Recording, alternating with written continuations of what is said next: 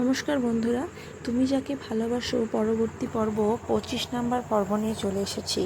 আশা করি আগের পর্বটা খুব সুন্দর লেগেছে, এই পর্বটাও খুব সুন্দর হতে চলেছে। শুনতে থাকুন, শুরু করছি। ব্রেকফাস্ট টেবিলে ফ্রেশ হয়ে একসাথেই দুজন এলো। তখন বাজে 10টা। ততক্ষণে বাড়ির বড়দের ব্রেকফাস্ট করা হয়ে গেছে। বাকি রয়েছে শুধু বাড়ির ছোটরা, কারণ সবাই আজ অনেকক্ষণ ঘুমিয়েছে। অভিক আর ঈশা নিচে এসে দেখে ব্রেকফাস্ট টেবিলে ঋতব্রত, অর্পণ, পর্ণা, দিয়া, অঙ্কিতা আর দেবাঞ্জন বসে রয়েছে। ওরা আসতেই সকলে ওদের দিকে তাকিয়ে একটা অর্থপূর্ণ হাসি দেয়। ঈশা সেই হাসির অর্থ না বুঝলেও অভিক ঠিক বুঝতে পারে। অভিক আর ঈশা পাশাপাশি দুটো চেয়ার টেনে বসে পড়ে। ওরা বসতেই ঋতব্রত অভিকের দিকে তাকিয়ে মুচকি হেসে জিজ্ঞেস করে, রাতে ভালো করে ঘুম হয়েছে তো ব্রো? অভিক শুধু এক কথায় উত্তর দেয়, হ্যাঁ। অর্পণ এবার ঈশাকে উদ্দেশ্য করে বলে, আর তোর তোর রাতে ঠিকঠাক ঘুম হয়েছে তো ঈশা? ঈশা একটু মুখটা বেজার করে বলে ওঠে, না হয়নি, তাছাড়া এমনিতেও কাল ঘুমোতে ঘুমোতে অনেক দেরি হয়ে গেছিল। অভিক সেই অরেঞ্জ জুসে মাত্র চুমুক দিয়েছিল। ঈশার কথা শোনা মাত্রই ও একটা বিষম খায়। অভিক ঈশের দিকে অবাক হয়ে তাকায়। অভিক বুঝতে পারছে না যে ঈশা কি এতটাই বোকা নাকি ইনোসেন্ট। ও কি জানে না যে ওর এরকম উত্তর শুনে সবাই কি ভাববে? এবার আরও কত অপ্রস্তুত পরিস্থিতিতে পড়তে হবে এবার ওদের। এরকম সুযোগের অপেক্ষাতেই অর্পণ আর ঋতব্রত ছিল। ওরা অভিককে তো কায়দা করতে পারবে না জানে, তাই ওরা ঈশাকে চেপে ধরে। অর্পণ উৎসুক হয়ে বলে, কেন রে, ঘুম হয়নি কেন? আর দেরি করে ঘুমিয়েছিলি কেন?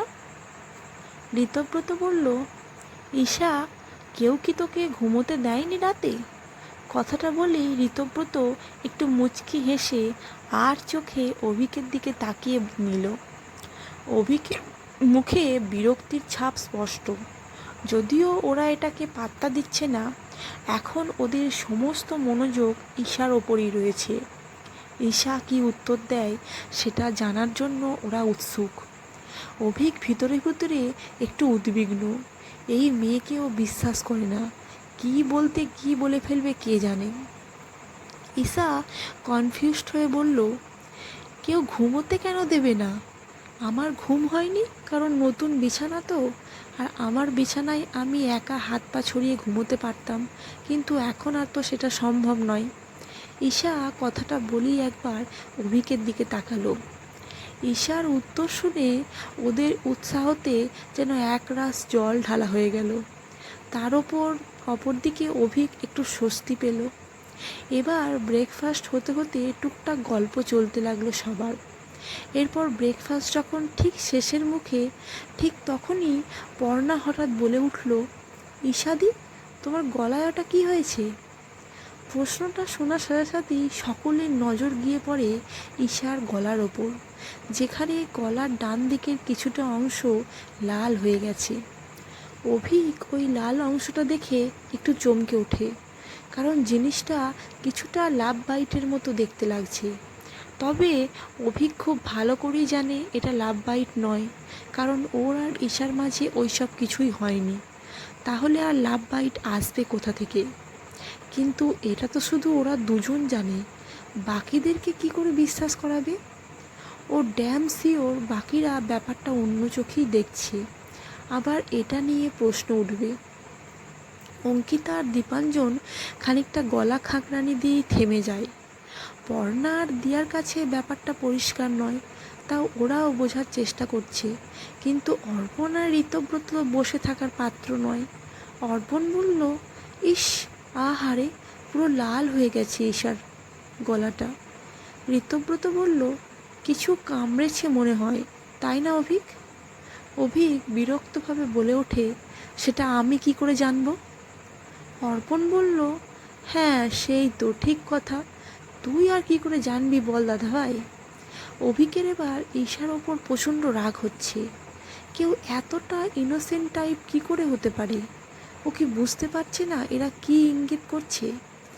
যে কারণে এই ডাল দাগটা হবেই না কেন, ওটা কি ওড়না দিয়ে ঢেকে রাখা যেত না? ফুলশয্যার পরের দিন এইসব দেখলে এরকম প্রশ্ন তো আসবেই। ঈশা কিন্তু খুব সাধারণভাবে বলল, আরে না না, কিছু কামড়ায়নি, আসলে কাল অনেকক্ষণ গয়নাগুলো পরেছিলাম তো, তাই একটু র্যাশ টাইপের বেরিয়েছে। অভিক একটু শব্দ করে খাওয়ার টেবিল থেকে উঠে দাঁড়ায়। তারপর একটু রাগী চোখে ঈশার দিকে তাকিয়ে নিয়ে অঙ্কিতাকে জিজ্ঞেস করে, দিদিয়া, মম কোথায় আছে জানিস? মামিমণি? মামিমণি তো মনে হয় দিদুনের ঘরে আছে। ওকে, ঠিক আছে। অভিক যাওয়ার আগে আরেকবার ঈশের দিকে রাগী চোখে তাকায়। ঈশা সেটা ঠিক লক্ষ্য করে। ঈশা মনে মনে ভাবছে, যা বাবা, আমি আবার কি করলাম এখুনির মধ্যে? অভিক মিঠির কাছে হসপিটাল যাওয়ার পারমিশন চাইতে গিয়েছিল, কিন্তু অঞ্জলি দেবী সাপ মানা করে দিয়েছেন। উনি বলেছেন কাল অভিক আর ঈশার জট খোলা হবে, তারপরেই ওরা আলাদা আলাদা বেরোতে পারবে। তাই বাধ্য হয়ে অভিক আবার নিজের রুমে ফিরে এসে ল্যাপটপটা নিয়ে বসেছে। ঈশা রুমে ঢুকেই একবার অভিকের দিকে তাকায়। ঈশার আজকাল অভিকের সামনে থাকতেই ভয় লাগে, কখন কী কারণে রেগে যাবে কে জানে। ঈশা নিজের ফোনটা চার্জে বসিয়েই আবার বেরিয়ে যাচ্ছিল, ঠিক তখনই অভিক ওকে ডেকে ওঠে। ঈশা চোখ বন্ধ করে একবার মনে মনে ভগবানকে ডেকে নেয়, তারপর আস্তে আস্তে অভিকের সামনে গিয়ে দাঁড়ায়। বলো, কি বলছো? অভিক হঠাৎ করেই ল্যাপটপ ছেড়ে উঠে দাঁড়ায়। এতে ঈশা আরও একটু ঘাবড়ে যায়। অভিক দৃঢ় কণ্ঠে জিজ্ঞেস করলো, তুমি কি কিছুই বোঝো না ঈশা? ঈশা কাঁপা কাঁপা কণ্ঠে জিজ্ঞেস করলো, আমাকে বলছো? না, আমি তোমাকে কেন বলবো? আমি তো এই রুমের ফার্নিচারগুলোর সাথে কথা বলছি। ঈশাকে চুপ করে থাকতে দেখে অভিক বলল, আমি তোমাকেই বলছি স্টুপিড। কিন্তু তুমি কি বিষয়ে বলছো অভিকদা? আমি তো বুঝতে পারছি না। ঈশা তো একদম পুরো কনফিউজড হয়ে গেছে। অভিক বলছে, আরে আমি নিচে যা হলো সেটার ব্যাপারে বলছি। তোমার কি দরকার ছিল এটা বলার যে তোমার রাতে ঠিক করে ঘুম হয়নি? ঈশা অবাক হয়ে বলল, মানে? আরে ওরাই তো জিজ্ঞেস করলো যে রাতে কেমন ঘুম হয়েছে, তাই তো বললাম। ওরা কেন ওটা জিজ্ঞেস করছে তুমি কি সেটা বুঝতে পারো নি ঈশা? ঈশা দুদিকে ঘাড় নেড়ে না বলল। অভিক বিরক্ত হয়ে নিজের চুলগুলো একবার খামচে ধরে আবার স্বাভাবিক হয়ে বলল, ওকে ওকে ওকে, ওটা বাদ দাও, কিন্তু এটা তোমার এই গলার দাগ, এটা কি সবার সামনে দেখানোর খুব দরকার ছিল? ঈশা এবার একটু বিরক্ত হচ্ছে। কেন অভিকদা, এটাতে কি প্রবলেম? আরে কি প্রবলেম মানে? ওরা ভাবলো ওটা লাভ বা... বলতে গিয়েও থেমে গেল অভিক। অভিক নিজের মনেই বলল, ওফ অভিক, কন্ট্রোল ইয়োর সেলফ, কি বলতে যাচ্ছিলি তুই এক্ষুনি? ঈশা ভুরু কুচকে তাকালো অভিকের দিকে। লাভ? লাভ কি? কি বললে অভিকদা? শুনতে পেলাম না। অভিক হঠাৎ করে আবার নিজের জায়গায় বসে গিয়ে ল্যাপটপটা অন করে বলল, কিচ্ছু বলিনি, তুমি তোমার কাজে যাও। কিন্তু অভিকদা, তুমি কিছু একটা বলতে যাচ্ছিলে, ওরা কি ভেবেছে? আমি বললাম তো ঈশা, নিজের কাজে যাও, অ্যান্ড আমাকেও কাজ করতে দাও। অভিক অল্প ধমক দিতেই ঈশা এবার চুপ করে যায়, কিন্তু মনের মধ্যে রাগে গজগজ করতে করতে ঈশা চলে যায়। মিঠির রুমে অঞ্জলি দেবী আর অনন্যা বসে রয়েছে। পরের দিন জোট খোলার নিয়ম নিয়ে আলোচনা চলছে। এমন সময় ঈশা এসে রুমে ঢোকে। ওর হাতে রয়েছে বিয়ের সমস্ত গয়না। ঈশা এসে সেই সমস্ত গয়না মিঠির হাতে তুলে দিয়ে বলে, ভালো আন্টি, ও সরি মামনি, বলছি তুমি এগুলো তোমার কাছে রাখো, আমি এত গয়না নিজের কাছে রাখতে পারবো না।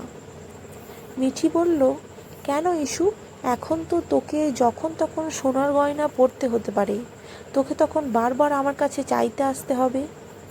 সে হোক, তাও তুমি এগুলো তোমার কাছে রাখো, আমার যখন দরকার হবে আমি তোমার কাছ থেকে চেয়ে নেব। মিঠি হেসে বলল, তুই যখন একবার ডিসিশান নিয়েই ফেলেছিস, আমি জানি তুই আর সেটা বদলাবি না। দে, আমায় দে, আমি রেখে দিচ্ছি। মিঠি গয়নাগুলো এক এক করে আলমারিতে তুলে রাখতে লাগলো। অঞ্জলি দেবী ঈশাকে ডাকলেন।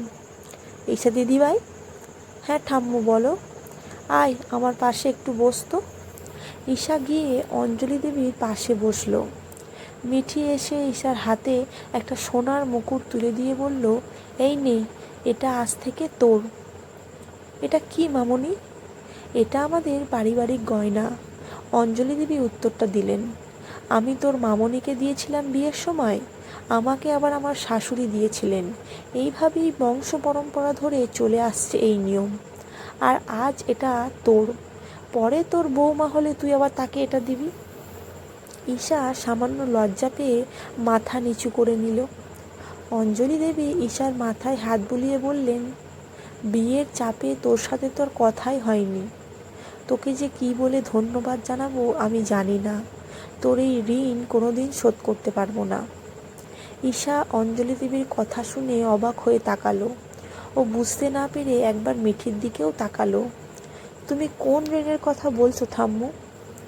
এবার অনন্যাও এগিয়ে এসে ঈশার মাথায় হাত রেখে বলল, এই যে তুই আমাদের এত বড় উপকার করলি, সেদিন তুই চিকুকে বিয়ে না করলে কি বড় বিপদটাই না হতো। জন্মদিনের আগে ওর বিয়েটা না হলে কী যে অঘটনটা ঘটতো, সেটা ভেবেই আমার গায়ে কাঁটা দিচ্ছে। এর মধ্যেই ঈশা হঠাৎ করেই বলে বসল, তোমরা আমাকে কেউ এই বাড়ির আপন মনে করো না, তাই না? শুধু আমাকে সান্ত্বনা দেওয়ার জন্য মুখে বলো যে আমি এ বাড়ির মেয়ে। ঈশার এরকম একটা কথা শুনে সবাই অপ্রস্তুত হয়ে পড়ল। না রে মা, সেই ছোট্ট থেকে আমরা তোকে এ বাড়ির মেয়েই মনে করি। বাড়ির বাকি ছেলে মেয়েদের মতো তুইও আমার নাতনি। তাহলে তাহলে তোমরা আমাকে ধন্যবাদ কী করে বলছো ঠাম্মু? এই বাড়ির বিপদ মানে কি সেটা আমার বিপদ নয়? আজ পর্ণা বা অপু যদি কোনো বিপদের হাত থেকে তোমাদেরকে বাঁচাতো, তাহলে কি তোমরা ওদেরকেও ধন্যবাদ জানাতে? ঈশার চোখ দিয়ে জল গড়িয়ে পড়ল। অনন্যা ব্যস্ত হয়ে ঈশার সেই চোখের জল মুছিয়ে দিয়ে বলল, না ঈশা, আমরা সেভাবে বলতে চাইনি। বোকা মেয়ে, কাঁদছিস কেন? না পিপি, এখানে ঋণ শোধ করার কথা আসছে কেন? সেভাবে দেখতে গেলে তাহলে আমিও তো তোমাদের ঋণ কোনোদিনও শোধ করতে পারবো না। মা বাবা চলে যাওয়ার পর তোমরাই আমাকে আগলে রেখেছো, নাহলে আজ আমি একেবারেই অনাথ হয়ে থাকতাম। সেটা কি তোমাদের উপকার নয়? ঈশার কথাগুলো বলতে গিয়ে কান্নায় গলা বুজে আসলো। মিঠি এতক্ষণ কোনো কথা বলেনি। এবার ঈশার কাছে এসে ওর দু গালে হাত রাখে। তুই আমার আর এক মেয়ে ইস্যু। সেদিন তোর দায়িত্ব নিয়ে আমি তোর মা হওয়ার কর্তব্য করেছিলাম, আর আজ চিকুকে বিয়ে করে তুই আমার মেয়ে হওয়ার কর্তব্য পালন করেছিস। এখানে কোনো ঋণ নেই, আছে শুধু আমাদের একে অপরের প্রতি ভালোবাসা। কোনো ধন্যবাদ দিয়ে এই সম্পর্কের পরিমাপ করা সম্ভব নয়। ভবিষ্যতেও আমরা এইভাবেই প্রয়োজনে একে অপরের পাশে দাঁড়াবো। কি, থাকবি তো তোর ভালো আন্টি, ও সরি তোর মামনির পাশে? ঈশা কিছু না বলে জড়িয়ে ধরল মিঠিকে, আর মিঠি পরম যত্নে ওর মাথায় হাত বুলিয়ে দিতে থাকলো। অভিক আর ঈশার বিয়ের প্রায় 2 সপ্তাহ কেটে গেছে। দুজনেই দুজনের মতো ব্যস্ত। অভিকের হসপিটাল আর ঈশার কলেজ। রূপসা বিয়ে ছেড়ে চলে গেছে সেই খবর পাওয়ার পরই অনিকেতরা মিডিয়াকে বিয়ের আসর থেকে সরিয়ে দিয়েছিল। তাই অভিকের সাথে ঈশার বিয়ের খবর কোথাও ছাপেনি। তাই ঈশাকে প্রথম দিন কলেজে গিয়ে অনেক রকম প্রশ্নের মুখে পড়তে হয়েছিল। যেমন, তোর বিয়ে কবে হলো? এরকম হঠাৎ করে কেন হলো? তোর বর কে? সে কি করে? তোর শ্বশুর বাড়ি কোথায়? আরও বিভিন্ন কিছু প্রশ্ন। এত প্রশ্নের উত্তরে ঈশা কী বলবে বুঝতে পারছিল না। তখন অর্পণী ওকে এই পরিস্থিতি থেকে বার করে এনেছিল। সকলের সমস্ত প্রশ্ন উপেক্ষা করে শুধু এইটুকুই বলেছিল, যে ঈশার সাথে ওর দাদার বিয়ে হয়েছে, তাই ঈশা এখন সম্পর্কে ওর বৌদি। তবে ঈশার ব্যাপারটা আর কেউ না জানলেও ঈশার প্রাণের বান্ধবী তমালিকা জানে। ঈশা ওকে সবটাই বলেছে। তার ওপর রোজ রোজ কোনো না কোনো কারণে অভিক আর ঈশার ঝগড়া তো লেগেই আছে। অভিক ঈশাকে বকাবকি করার একটা সুযোগও ছাড়ে না। বাড়ির প্রত্যেকে অবশ্য ওদের এই ঝগড়াটা খুব উপভোগ করে। ওদের ধারণা এইভাবেই একটু একটু করে ওদের মধ্যে বোঝাপড়াটা আস্তে আস্তে বাড়বে। আজ অর্কর বোন অর্থাৎ অলির মেয়ের বিয়ে। পায়েল, অর্ক, অর্পণ আর পর্ণা ওরা দুদিন আগেই চলে গেছে। আজ বাকিদের যাওয়ার কথা, কিন্তু সমস্যা হচ্ছে আজ অভিকের দুটো ওটি আছে, যা কিছুতেই পোস্টপোন করা পসিবল নয়। আবার ঈশারও আজ কলেজ যেতেই হবে। আজই নাকি ওর অ্যাসাইনমেন্ট জমা দেওয়ার শেষ দিন। তাই সব দিক বিবেচনা করে ঠিক করা হলো যে বাড়ির সবাই সকাল সকাল চলে যাবে আর অভিক আর ঈশা সন্ধ্যায় যাবে। অভিক হসপিটাল থেকে বাড়ি এসে ঈশাকে নিয়ে তারপর বিয়ের অনুষ্ঠানে যাবে। পরিকল্পনা মতোই বাড়ির বাকিরা সকালবেলায় বেরিয়ে পড়ে। অভিক আর ঈশাও নিজেদের মতো হসপিটাল আর কলেজের জন্য চলে যায়। বিকেলবেলায় ঈশা কলেজ থেকে বেরোনো মাত্রই মিঠির ফোন আসে। ঈশা ক্যাবে উঠে বসে ফোনটা রিসিভ করে বলে, হ্যাঁ মামুনি বলো। কলেজ ছুটি হয়েছে তো? হ্যাঁ এই হলো, এখন এই ক্যাবে যাচ্ছি, বাড়ি ফিরছি। আচ্ছা, চিকুর সাথে কথা হয়েছে তো? কখন বেরোবি তোরা, কিছু জানিয়েছে?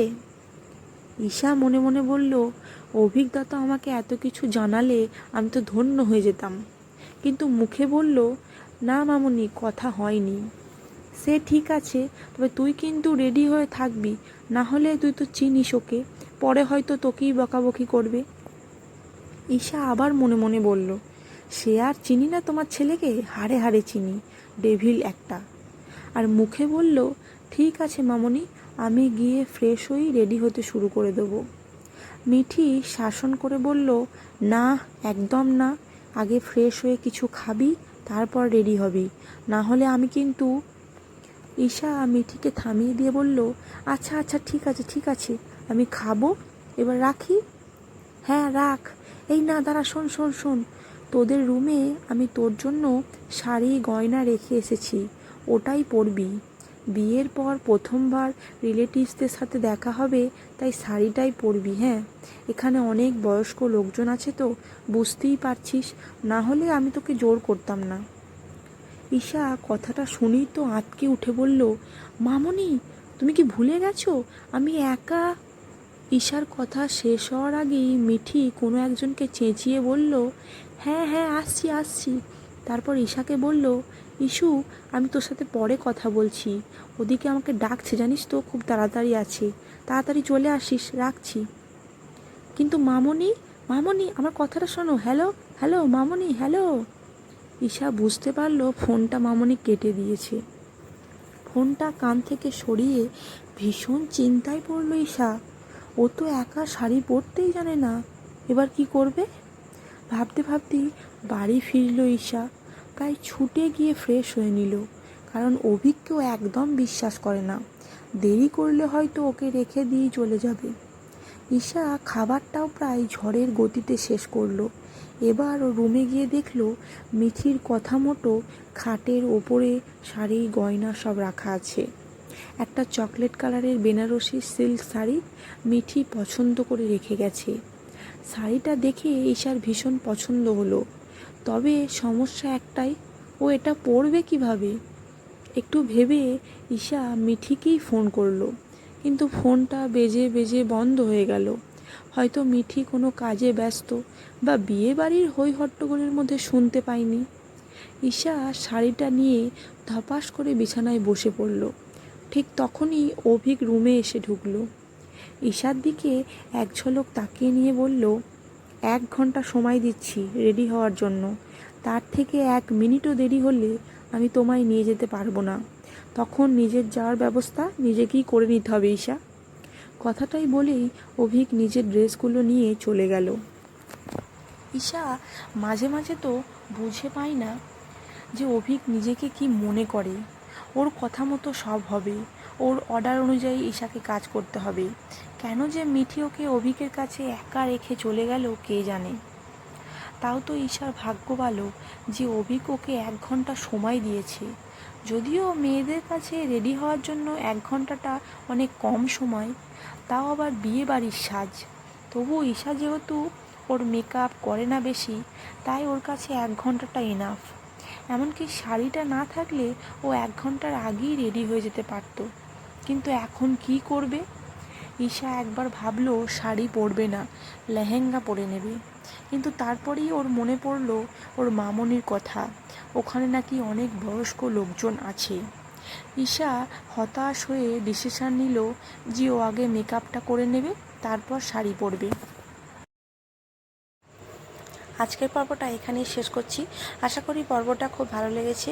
আগামীতে খুব সুন্দর হতে চলেছে স্টোরিটা, শুনতে থাকুন। অবশ্যই চ্যানেলটা সাবস্ক্রাইব করবেন আর লাইক করতে ভুলবেন না। কমেন্ট করে জানান কেমন লাগছে। ধন্যবাদ।